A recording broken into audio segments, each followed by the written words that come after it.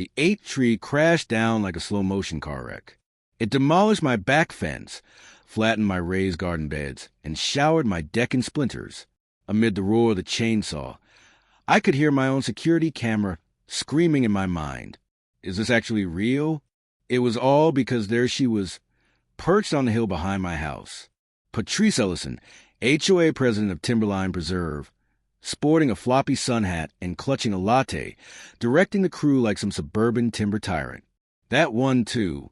She shouted over the chainsaw, pointing at my last healthy Douglas fir. We need a clear line of sight for the cabin. One worker hesitated. Ma'am, the survey says these are on his lot. I am the HOA. She snapped. It's common area. Cut it.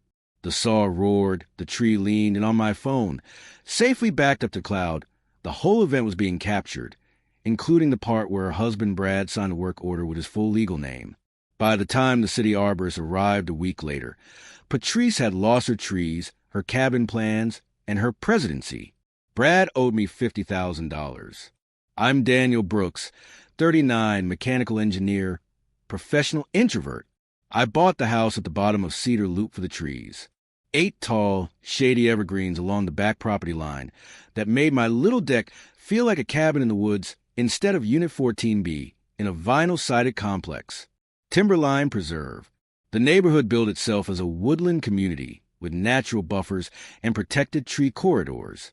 To me, that meant no apartment complex behind my house, real birds instead of lawn blowers, and maybe some quiet mornings with coffee and no people.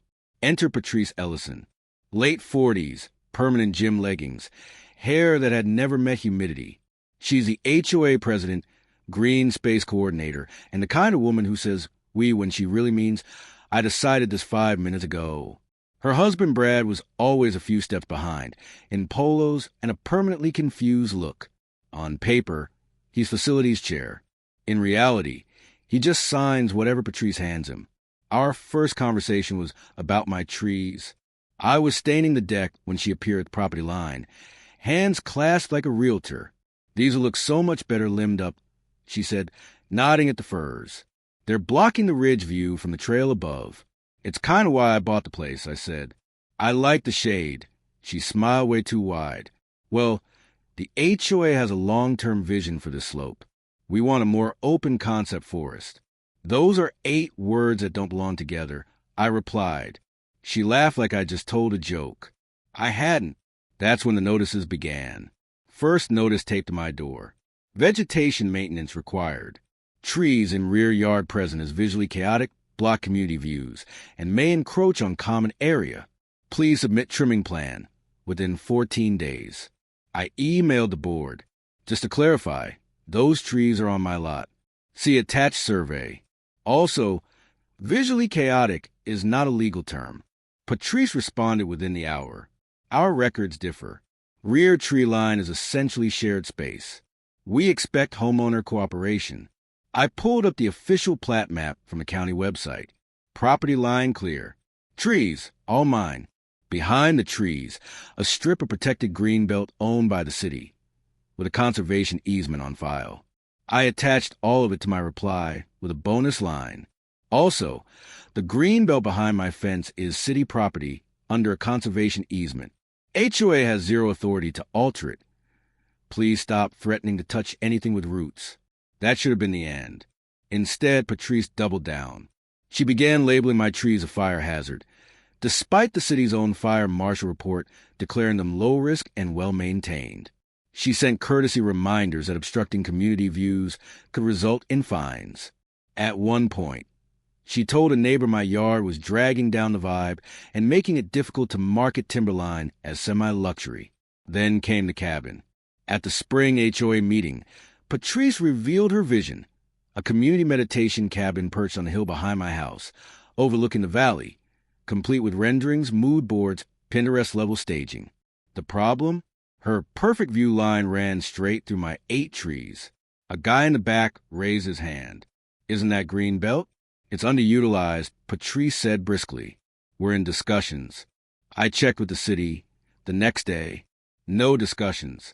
There were, however, very strict rules about cutting anything larger than your thigh. So, I did what any cautious introvert would do. Saved every email, backed up every notice, and aimed my backyard cameras at the tree lean. Because if there's one thing I've learned in HOA land, it's this. When the president starts throwing around words like vision, something ridiculous is about to happen. The ridiculousness hit while I was out of town. I'd gone to visit my sister for the weekend. I told no one except my group chat and Amazon, who somehow always knows. Saturday morning, my phone buzzed with motion alert from my backyard camera. I peeked at the preview and saw hard hats, safety vests, and chainsaws. I opened the live feed. 2 guys from Ellison Outdoor Solutions. Yes, her husband's side business. Were inside my fence line walking the tree row. Patrice stood on the hill above, sipping coffee and pointing. Brad stood next to her with a clipboard. One worker called up, "So you're sure?" He said, "These can go." Patrice waved him off. "I am the board. These are technically common trees. We're clearing for the cabin pad. Just drop them and we'll sort the paperwork." The worker said, "But the tape here says property line." Brad stepped in, handed over the work order. "It's fine," he said. "I signed it. HOA job. Click photo. Screenshot. Cloud backup." I called Patrice. No answer. I called Brad. Straight to voicemail. Then, watching live on my phone, the first tree fell. The second followed. Then the third. By the time I reached a human at the city's code enforcement line, they were on tree number 5. "Hi," I said calmly, because yelling doesn't speed up bureaucracy. My HOA appears to be clear-cutting protected and possibly private. Trees behind my house. I have video, plats, and emails showing they planned this. How fast can you get a city arborist out here? The woman on the other end sucked in a breath. Addressed that I hesitated. "Oh," she said, "that's in the conservation buffer. They absolutely cannot cut there." "Cool," I said, "because we're at 5 trees and counting." She told me to save everything, texted me an emergency on-call arborist number, and filed it as an urgent violation. By the time I got home Sunday afternoon, my shady forest was gone. 8 stumps, fence panel smashed, hillside bare muddy, and staring straight into the lot where Patrice's meditation cabin stakes were already in the ground. A bright yellow stop work city order sign was nailed to one of the stumps, and a note from the arborist was taped to my door. "Call me first thing Monday. This is going to be a thing." The city arborist said Monday morning, standing in my moon crater yard, is impressively illegal. He walked the line with a survey in hand. "These 5, he said, tapping his tablet, "were absolutely on your property. These 3 were in the green belt buffer the city is legally obligated to protect. All 8 were protected trees over the minimum diameter." He flipped open a folder and showed me the municipal code. Damages were calculated per inch of trunk diameter, multiplied by a significant tree value, and then by up to triple for willful violations. These people didn't accidentally mismark a sapling. He said they left stumps like tombstones. Patrice tried to crash the inspection. Of course, she came striding down the hill in expensive boots, Brad trailing behind. "Good. You're here," she said to the arborist. "We can clear up this confusion. These trees were impeding a community project. The HOA voted. The HOA doesn't override city law." He said, without looking up, "Did you obtain a tree removal permit?" "We don't need one," she sniffed. "The board approved it. My husband's company handled it." The arborist finally looked at her, then at Brad. "You own Ellison Outdoor Solutions?" he asked Brad. Yeah," Brad said. "We do small grading and clearing." Patrice handles the vision. The arborist wrote something down. "We're going to need your contractor license number," he said.